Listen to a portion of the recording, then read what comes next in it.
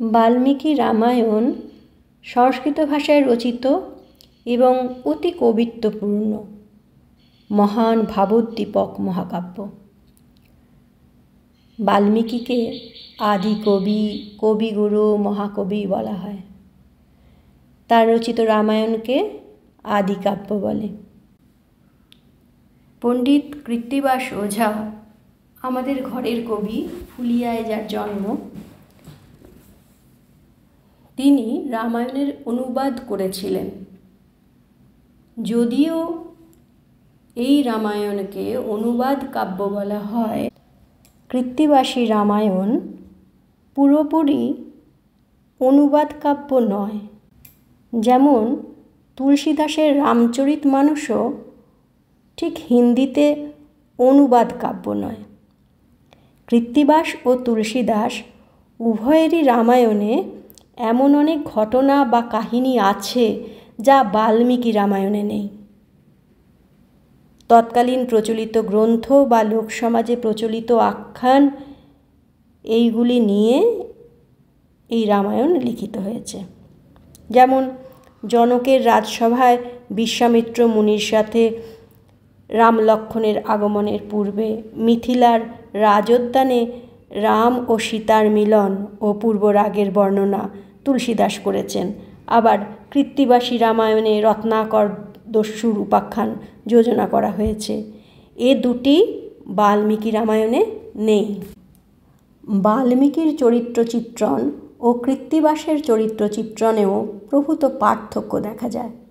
বাল্মীকির রামচন্দ্র অতি মানব মহাপুরুষ বীর, সীতাদেবী বীরাঙ্গনা বীরজায়া, কিন্তু কৃত্তিবাসের রামচন্দ্র নররূপী অবতার, করুণা রাধার, আর জনম দুঃখিনী সীতাদেবী লজ্জাশীলা কুলবধূ বঙ্গললনার প্রতিচ্ছবি। এই রকম নানা বিষয়ে পার্থক্য আছে। আমরা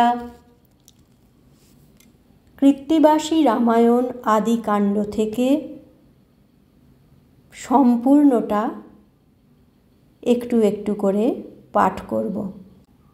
ভক্তদের কাছে বিনীত অনুরোধ, আপনারা সঙ্গে থাকবেন।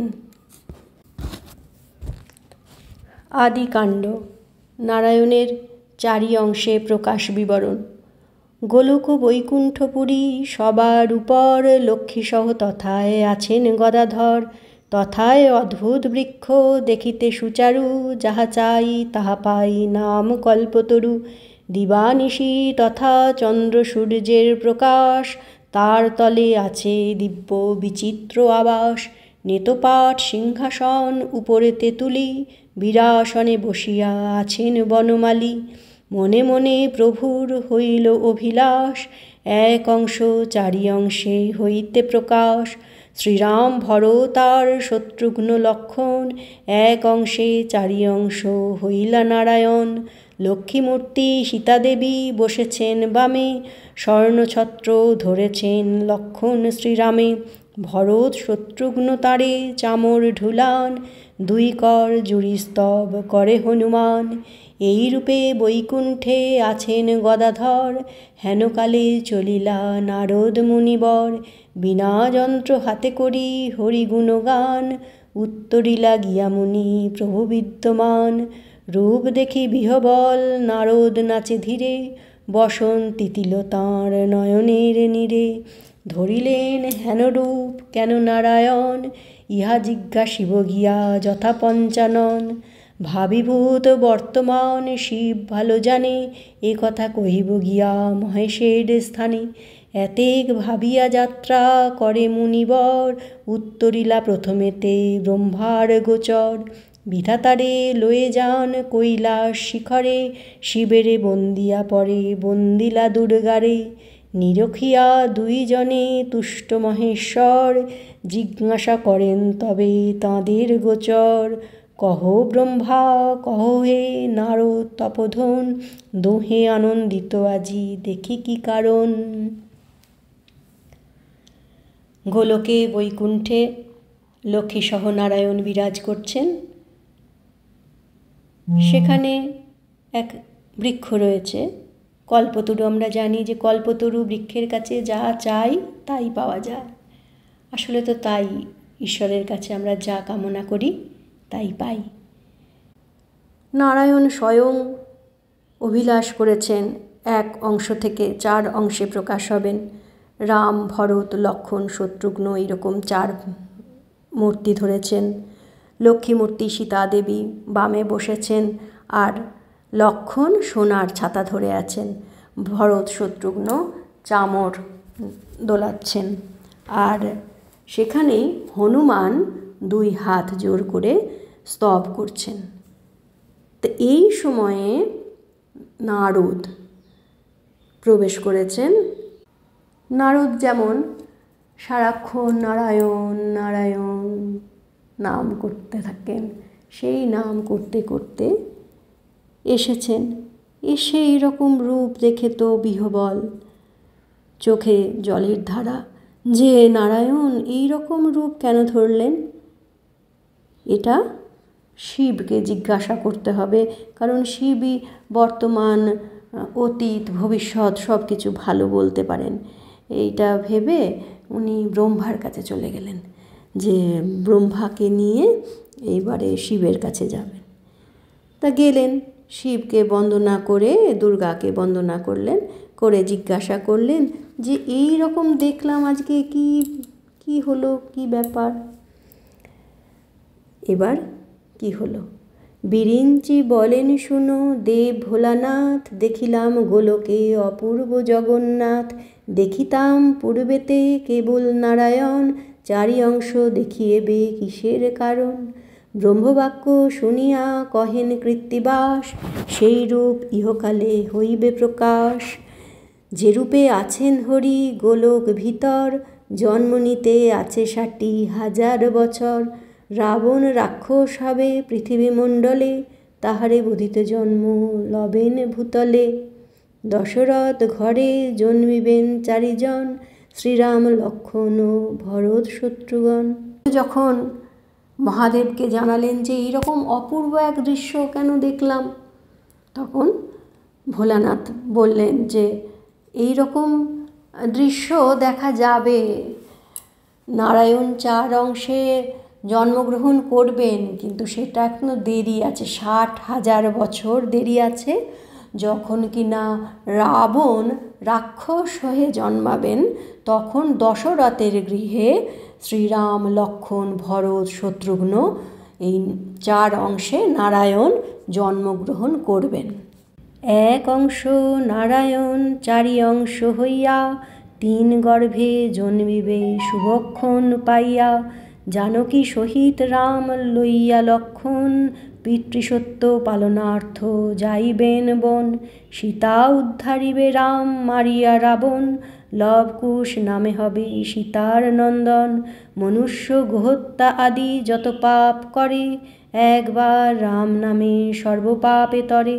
মহাপাপী হইয়া যদি রাম নাম লয়, সংসার সাগরে পার অনায়াসে হয়।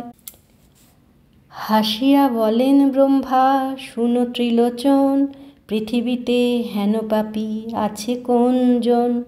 ধৈর্যটি বলেন মম বাক্যে দেহ মন, মধ্যপথে মহাপাপী আছে 1 জন। তারে গিয়া রাম নাম দেহ একবার, তবে সে নিতান্ত মুক্ত হইবে সংসার। বিধাতা নারদ মুনি ভাবে 2 জন, পৃথিবীতে মহাপাপী আছে সে কেমন? কথায় বলে রাম না হতে রামায়ণ। আদিকবি বাল্মীকি রামায়ণ তো রচনা করেইছেন, কৃত্তিবাস ওঝা কিছু কিছু কাহিনী সংযোজন করেছেন।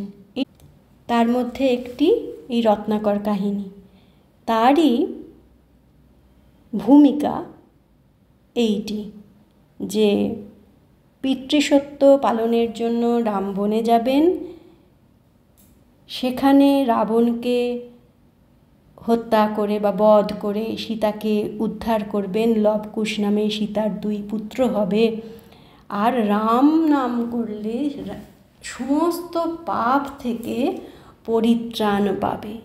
তা তেমন পাপী কেউ আছে নাকি যে যাকে উদ্ধার করতে হবে?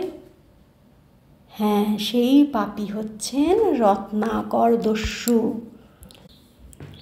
রত্নাকর কাহিনী।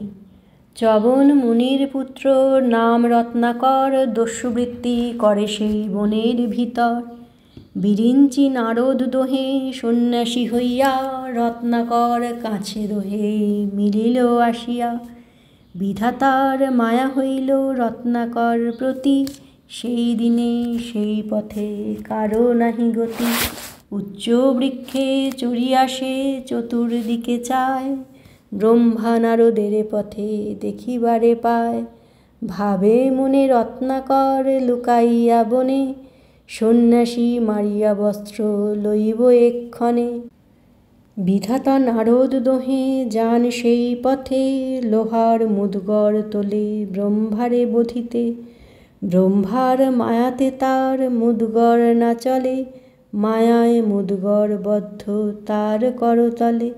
না পারে মারিতে তবে ভাবে মনে মন, ব্রহ্মা জিজ্ঞাসেন বাপু তুমি কোন জন? রত্নাকর বলে তুমি না চিনো আমারে, লইব তোমার বস্ত্র মারিয়া তোমারে। ব্রহ্মা বলে মোরে মারি কত পাপে ধন, করিয়াছ যত পাপ কহিব এখন। শত শত্রু মারিলে যতেক পাপ হয়, এক গো বধিলে তত পাপের উদয়। 100 ধেনুবধ যেই জন করে, তত পাপ হয় যদি এক নারী মারে। 100 নারী হত্যা করে যেই জন, তত পাপ হয় এক মারিলে ব্রাহ্মণ। 100 ব্রহ্মবধে যত পাপ উদয়, এক ব্রহ্মচারী বধে তত পাপ হয়। ব্রহ্মচারী মারিলে পাতক হয় রাশি, সংখ্যা নাই যত পাপ মারিলে সন্ন্যাসী। যেই পথ দিয়া গতি করেন সন্ন্যাসী, আরে দীর্ঘে চারিক্রোশ সমপুরী কাশী। সে পাপ করিতে যদি তব থাকে মন, করহ এসব পাপ কহিনু এখন। শুনিয়া কহিল দস্যু রত্নাকর হাসি, মারিয়াছি তোমা হেন কতেক সন্ন্যাসী। ব্রহ্মা বলিলেন যদি না ছাড়িবে মোরে, ভালো স্থল দেখিয়া হে বদহ আমারে। যথা কীট পতঙ্গাদি পিপীলিকা গন্ধে, লোভে না আইসে মৃত খাইতে আনন্দে। মারিয়া দণ্ডের বাড়ি পারিবা ভূমিতে, পিপীলিকা মরিবেই আমার চাপেতে। পুনঃ বলিলেন পাপ করো কার লাগি, তোমারে পাতকের কেহ আছে ভাগী। মুনি বলে আমি যত লয়ে যাই ধন, মাতা পিতা পত্নী আমি খাই 4 জন। যে বা কিছু বেচি কিনি খাই 4 জনে, আমার পাপের ভাগী সকলে এক্ষণে। শুনিয়া হাসিয়া ব্রহ্মা কহিলেন তবে, তোমার পাপের ভাগী তারা কেন হবে? করিয়াছ যত পাপ আপনার কায়, আপনি করিলে পাপ আপনার দায়। জিজ্ঞাসা করিয়া তুমি আইস নিশ্চয়, তোমার পাপের ভাগী তারা যদি হয়। নিতান্ত আমারে বধ করো তবে তুমি, এই বৃক্ষতলেতে বসিয়া থাকি আমি। হরিষ বিষাদে মুনি লাগিল ভাবিতে, বলে বুঝি এই যুক্তি করো পলাইতে। ব্রহ্মা বলে সত্য করি না পালাবো আমি, মাতাকে পিতাকে শুধাইয়া আইস তুমি। অতঃপর যায় মুনি ফিরি ফিরি চায়, ভাবে বুঝি ভাঁড়াইয়া সন্ন্যাসী পালায়। প্রথমে পিতার কাছে করে নিবেদন, আদিকাণ্ড গান কৃত্তিবাস বিচক্ষণ। রত্নাকর কাহিনীতে কি হলো না, চ্যবন মুনির পুত্রের নাম রত্নাকর। তিনি বনের ভিতরে দস্যুবৃত্তি করেন। এখন ব্রহ্মা নারদ সন্ন্যাসী হয়ে বনে বনে আসছেন, বনের মধ্যে দিয়ে। রত্নাকরের কাছে যখন এলেন, রত্নাকর উঁচু বৃক্ষ থেকে দেখেছেন আর বনের মধ্যে লুকিয়ে থেকে ভাবছেন যে সন্ন্যাসীকে মেরে তার কাপড় চোপড় নিয়ে নেব। লোহার মুগুর নিয়ে এসেছে। ব্রহ্মার মায়াতে সে লোহার মুগুর তার হাতেই থেকে গেল, চলছে না। তা ব্রহ্মা জিজ্ঞাসা করছেন যে তুমি কে? বলছে তুমি আমাকে চেনো না, তোমাকে মেরে আমি এগুলো তোমার কাপড় চোপড় নিয়ে নেব। বলছে আমাকে মেরে আর তুমি কত কি পাবে, কিন্তু এর জন্য যে কত পাপ হবে তুমি জানো? বলে সেই পাপের ফর্দ দিয়েছে যে শত শত্রুকে যদি বধ করো তাহলে তো একটা মাত্র গরু মারলে সেই শত্রু বধের পাপ হয়, আবার যদি 100 ধেনু বধ করো, একটা নারী মারলেই সেই পাপ হয়ে যায়। এক ব্রাহ্মণকে মারলে যে পাপ হয় সে 100 নারীর পাপ, 100 নারীকে বধ করলে সেই পাপ হয়। আর 100 ব্রাহ্মণ বধ করলে যে পাপ হয়, একটা ব্রহ্মচারী মারলে সেই পাপ হয়। আর ব্রহ্মচারীকে মারলে যে পাপ হয় তো হয়, কিন্তু সন্ন্যাসীকে যদি মারো তার আর সংখ্যা নেই, এত পাপ হয়। তো আমরা তো সন্ন্যাসী, আমাদের মারবে জানো যে কত পাপ হবে? আর এই যে আমাদের বধ করবে সেই পাপের ভাগী কারা হবে? কেউ হবে? তখন রত্নাকর বলছে হ্যাঁ, আমি তো খাই, আমরা 4 জন, মা বাবা স্ত্রী সকলে খায়, তারা নিশ্চয়ই হবে পাপের ভাগী। ঠিক আছে, তুমি জিজ্ঞাসা করে এসো তারা পাপের ভাগী হয় কি না। যদি তারা তোমার পাপের ভাগী হয় তাহলে তুমি আমায় মেরো। এই কথা শুনে রত্নাকর ভাবছে নিশ্চয়ই এই মুনি পালাবে, এই জন্য এরকম যুক্তি করছে। তা ব্রহ্মা বলছে আমি তোমার কাছে সত্য করছি, আমি পালাবো না, তুমি আগে শুনে এসো যে কে তোমার এই পাপের ভাগী হয়। এইবার রত্নাকর যাবে বাবা মার কাছে, স্ত্রীর কাছে জানতে। পরের পাঠ হচ্ছে রাম নামের মাহাত্ম্য। মানুষ মারিয়া আমি আনি যত ধন, মম পাপ ভাগী তুমি হও একজন। পিতার কাছে গিয়ে বলেছে, পুত্রের বচন শুনি কুপিল চবন, হেন কথা তোমায় বলিল কোন জন? চবনমুনি বলছে এ কথা তোমাকে কে বলল যে তোমার পাপের ভাগী হতে হবে? কোন শাস্ত্রে শুনিয়াছ, কে কহে তোমারে পুত্রকৃত পাপ কেন লাগিবে পিতারে? অজ্ঞান বালক তোরে কি কহিব কথা, কভু পিতা পুত্র হয়, পুত্র হয় পিতা। যখন বালক ছিলা পিতা ছিনু আমি, এখন বালক আমি পিতা হইলা তুমি। তোমাকে কি বলবো যে যৌবনে পিতা পুত্রকে পালন করবে, সেটা পিতার ধর্ম। পরে পিতা পুত্র হয়ে যায় আর পুত্র পিতার ধর্ম পালন করে। তা তোমার এখন তো সেটা ধর্ম, তুমি পিতাকে পালন করবে, ভরণ পোষণের দায়িত্ব নেবে। এর জন্য তুমি যে পাপ করছো, আমি তো তোমাকে বধ করতে, কোনো মানুষ মারতে বলিনি। তুমি কিভাবে সংসার প্রতিপালন করবে, তোমার ধর্ম রক্ষা করবে কিনা তোমার ব্যাপার, তোমার পাপের ভাগী কেন আমরা হতে যাব? সেই কথাই বলছে। যখন বালক ছিলা পিতা ছিনু আমি, এখন বালক আমি পিতা হইলা তুমি। যখন বালক ছিলা না ছিল যৌবন, বহু দুঃখ করি তব করেছি পালন। যত করিয়াছি পাপ আপনি সংসারে, সেসব পাপের ভাগ না লাগে তোমারে। এবে পিতা হইয়াছ পুত্রতুল্য আমি, কোন রূপে আমারে পুষিবে নিত্য তুমি।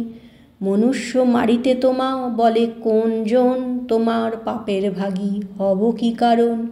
শুনিয়া বাপের বাক্য হেঁট মাথা করে, কান্দিতে কান্দিতে কহে মায়ের গোচরে। সত্য করি আমারে গো কহিবা জননী, আমার পাপের ভাগী হইবা আপনি। জননী কহিছে ক্রুদ্ধা হইয়া অপার, এক দিবসের ধার কে শোধে আমার, 10 মাস গর্ভে ধরি পুষেছি তোমায়, তব কৃত পাপ পুত্র না লাগে আমায়। শুনিয়া মায়ের বাক্য মাথা হেঁট কইল, পত্নীর নিকটে গিয়া সকল কহিল। জিজ্ঞাসি তোমারে প্রিয়ে সত্য করি কও, আমার পাপের ভাগী হও কি না হও। শুনিয়া স্বামীর বাক্য কহিছে রমণী, নিবেদন করি প্রভু শুনো গুণমণি। বিধাতা করিছে মোরে অর্ধাঙ্গের ভাগী, অন্য পাপ নিতে পারি এই পাপ নারী। যখন করিলা তুমি আমারে গ্রহণ, সর্বদা করিবা মম রক্ষণ পোষণ। আর যত পাপ পুণ্য ভাগ লাগে মোরে, পোষণার্থে পাপ ভাগ না লাগে আমারে। মনুষ্য মারিতে কে বা বলিল তোমায়, এই মাত্র জানি তুমি পালিবা আমায়। মা তো নিলেন না, বলছে আমি কারোর কাছে 1 দিবসের ধার আমার কেউ শোধ করেনি, 10 মাস আমি গর্ভে ধারণ করেছি, তোমার পাপ আমার তো লাগবে না। এবার মা যখন পাপ নিতে অস্বীকার করেছেন, পাপের ভার নিতে অস্বীকার করেছেন, স্ত্রীর কাছে গেছেন। স্ত্রীও বলছেন যে আমি তোমার অর্ধাঙ্গিনী বটে, ধর্মপত্নীও, কিন্তু এই আমার রক্ষণ পোষণার্থে যে পাপ, সেইটা তো আমি নিতে পারবো না। এমনি আর পাপ পুণ্যের ভাগ আমি নিতে পারি, কিন্তু পোষণার্থের জন্য যদি তুমি পাপ করো, মানুষ মেরে যদি পাপ করো, তোমাকে কে বলেছে মানুষ মারতে? আমি তো সে নিতে পারবো না। তখন রত্নাকরের মনে হচ্ছে যে কেউ যদি এই পাপের ভার না নেয় তাহলে কি হবে, ভয় হয়েছে তখন রত্নাকরের মনে। শুনিয়া ভার্যার কথা রত্নাকর ডরে, কেমনে তরিব আমি এ পাপ সাগরে। ডুবিনো পাপেতে মম কি হইবে গতি, কান্দিতে লাগিল মুনি সরিয়া দুষ্কৃতি। লোহার মুদগর নিজ মাথায় মারিয়া, পড়িল ভূমিতে মুনি অচেতন হইয়া। নিজের হাতের লোহার মুগুর তখন মাথায় মেরেছে অনুশোচনায়। তারপরে আপনা আপনি আবার জ্ঞান ফিরেছে, উঠে তখন ভাবছে যে সেই মহাজন যদি আছেন সেখানে, তো উনি যদি কিছু কৃপা করতে পারেন। উঠিয়া মুনির পুত্র ভাবিল অন্তরে, সেই মহাজন যদি মোরে কৃপা করে। ইহা ভাবি উভয়ের সন্নিধানে গিয়া, কহিল ব্রহ্মার পায়ে দণ্ডবৎ হইয়া। একে একে জিজ্ঞাসিনু আমি সবাকারে, মম পাপ ভাগী কেহ নাহিকো সংসারে। আপনি করিয়া কৃপা দিলা দিব্য জ্ঞান, এ সকল পাপে কিসে হব পরিত্রাণ। কহিলেন পিতামহ মুনির কুমারে, তুমি স্নান করিয়া আইস সরোবরে। শুনিয়া চলিল মুনি সরোবর পাড়ে, তার দৃষ্টি মাত্র জল ভস্ম হইয়া উড়ে। শুষ্কস্থলে মরে মিন মকর কুম্ভীর, কহিল ব্রহ্মার কাছে না পাইয়া নীর।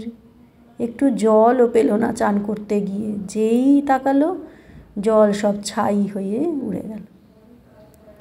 সেই শুকনো জায়গায় যত কিছু জলের প্রাণী সব মরে যাচ্ছে। ব্রহ্মার কাছে গিয়ে বলল যে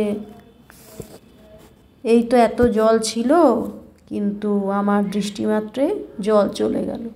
অগাধ জলময় ছিল সরোবর, মম দৃষ্টিমাত্রে জল হইল অন্তর। শুনিয়া কহেন ব্রহ্মা সঙ্গী তপোধনে, হইয়াছে পূর্ণ পাপ তরিবে কেমনে। কমণ্ডলু জল ছিল দিলেন মাথায়, মহামন্ত্র মুনি তারে কহিবারে যায়। নিকটে আসিয়া ব্রহ্মা কহে তার কর্ণে, একবার রাম নাম বলো রে বদনে। ব্রহ্মা বললেন যে তোমার পাপ পূর্ণ হয়ে গেছে, একদম পাপে পরিপূর্ণ তুমি। কিভাবে সেখান থেকে ত্রাণ পাবে? ব্রহ্মার কমণ্ডলুতে যে জল ছিল মাথায় দিয়ে ব্রহ্মা বললেন কানে কানে যে একবার রাম উচ্চারণ করো। কিন্তু রত্নাকরের মুখে রাম উচ্চারণ হয় না, জীব রাম উচ্চারণ করতে পারে না।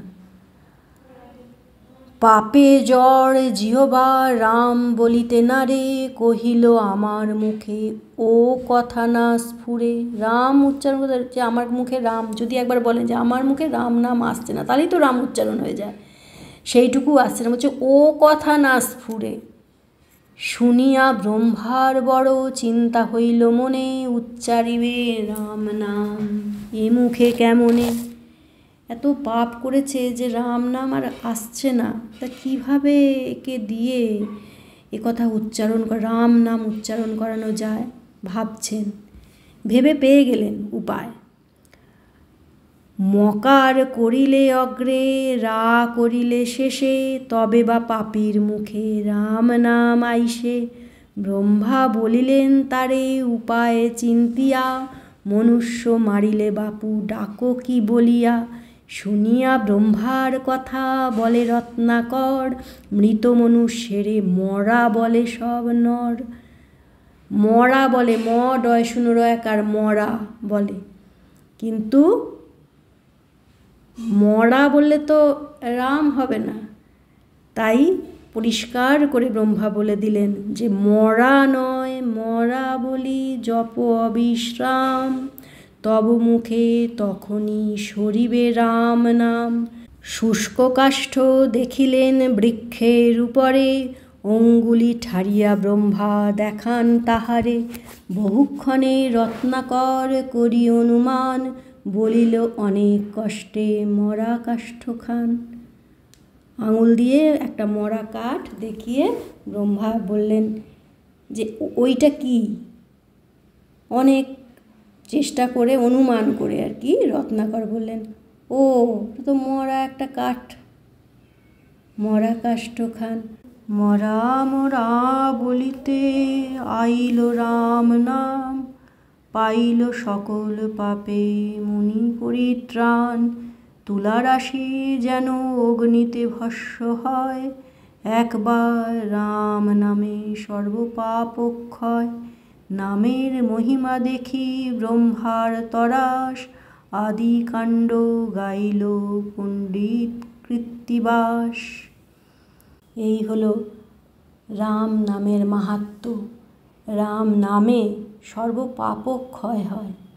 আসল কথা, অন্তর থেকে যদি কেউ রাম নাম উচ্চারণ করে, রামকে স্মরণ করে, রাম নাম জপ করে, তার অন্তর থেকে সমস্ত কলুষতা দূর হয়ে যায়, তাতেই সর্বপাপ ক্ষয় হয়। এই হলো রাম নামের মাহাত্ম্য। আজ রামায়ণ কথা এই পর্যন্তই। পরের দিন রত্নাকরের বাল্মীকি নাম ও রামায়ণ রচনা পাঠ।